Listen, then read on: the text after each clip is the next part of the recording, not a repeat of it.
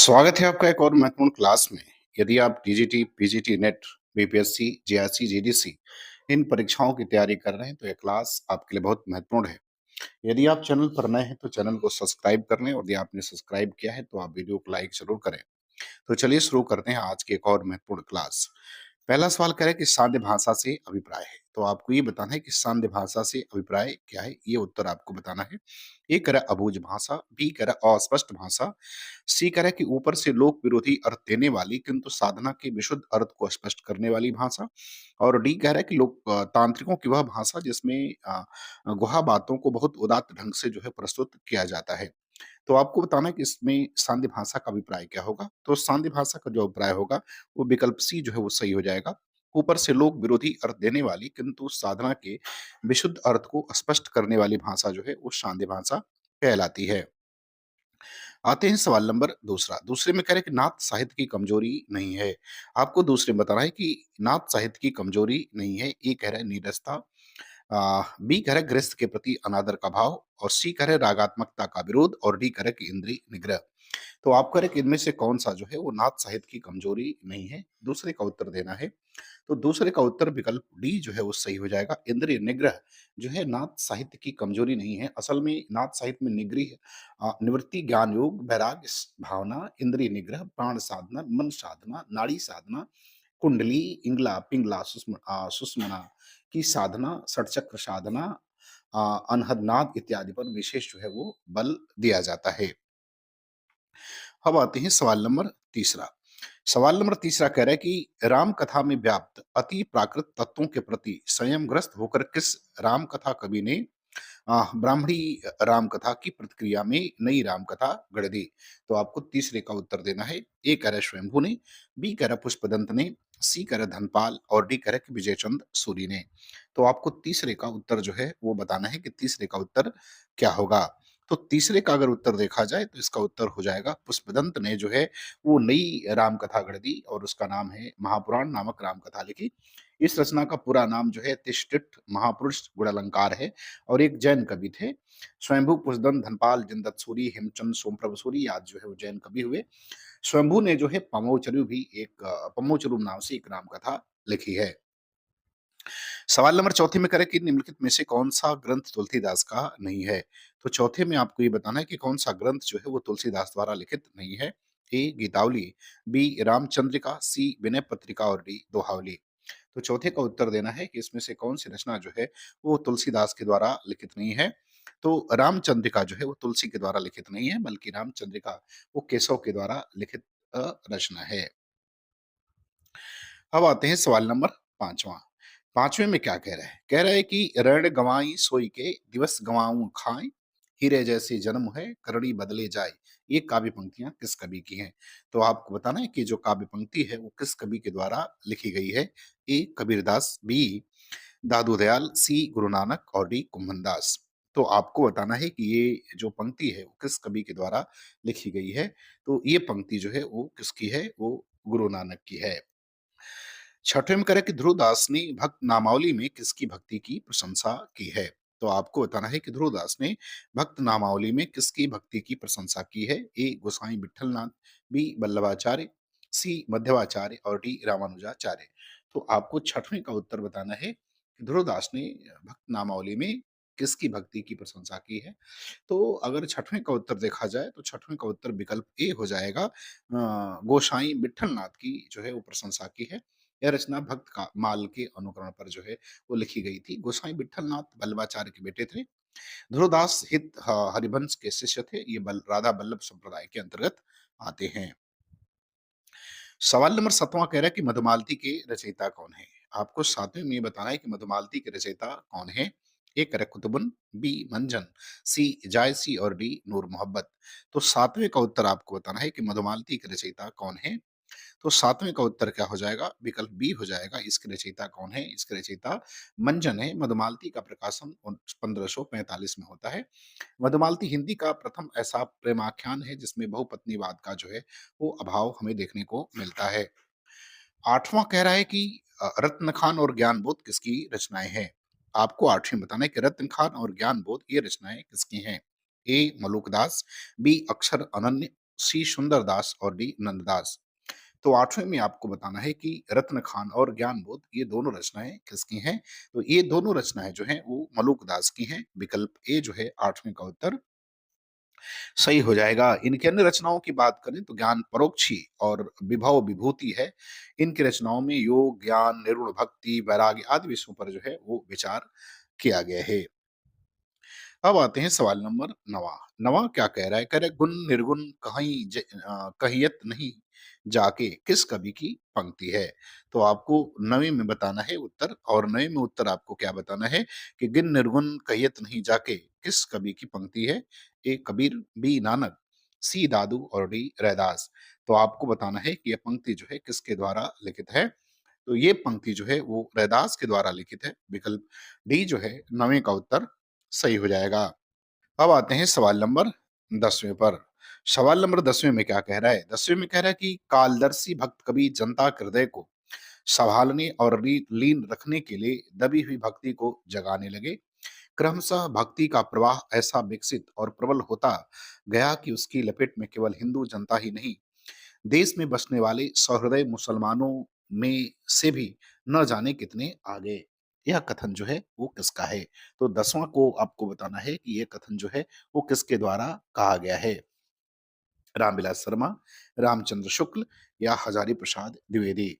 तो आपको बताना है कि ये कथन किसके द्वारा जो है वो कहा गया है। तो उक्त कथन जो है वो आचार्य रामचंद्र शुक्ल के द्वारा कहा गया है। अर्थात विकल्प बी जो है इसका उत्तर 10वें का क्या होगा? वो सही हो जाएगा। अब आते हैं सवाल नंबर 11। 11 में क्या कह रहा है? वो 11 में कह रहा है कि सोई घनश्याम मग हेरती, हथेरी ओट ऊंचे धाम बाम चढ़ी, आवत उतर जात। इन पंक्तियों में नायिका की किस मनोदशा का वर्णन हुआ है? तो आपको बताना है कि इसमें जो है वो नायिका की किस मनोदशा का वर्णन हुआ है।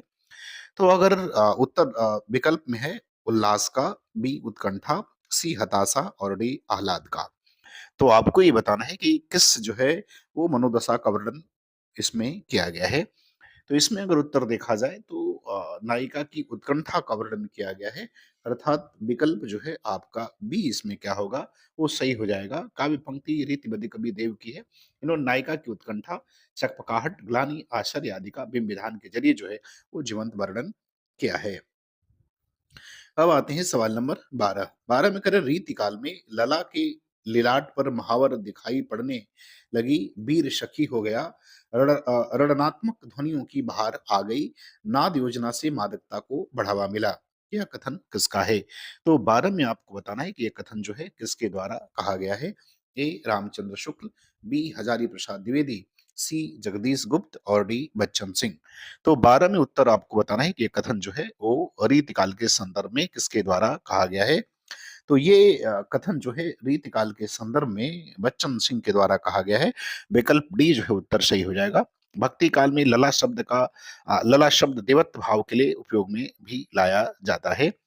सूर एवं तुलसी ने जो वात्सल्य भाव इस शब्द से भरा था, अब वह रीत काल में उसके स्थान पर प्रिय श्रृंगार भाव जो है वो आ गया है।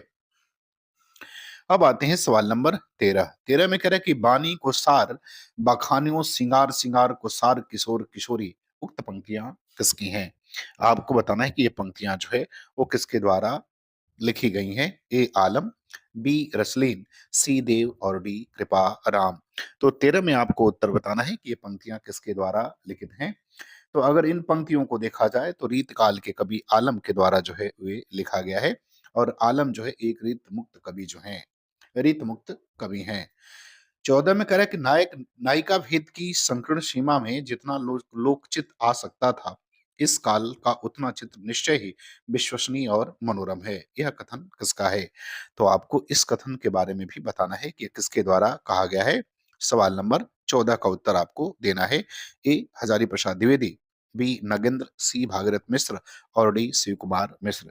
तो 14 का उत्तर बताना है कि यह कथन जो है किसके द्वारा कहा गया है। तो यह कथन जो है वो हजारी प्रसाद द्विवेदी के द्वारा कहा गया है। विकल्प ए जो है उत्तर 14 का सही हो जाएगा। अब आते हैं सवाल नंबर 15। 15 में करें कि मतिराम के ललित ललाम का मुख्य वर्ण विषय क्या है? आपको बताना है कि मतिराम की रचना जो ललित ललाम है इसका मुख्य वर्ण विषय जो है वो क्या है, ये आपको 15 में बताना है।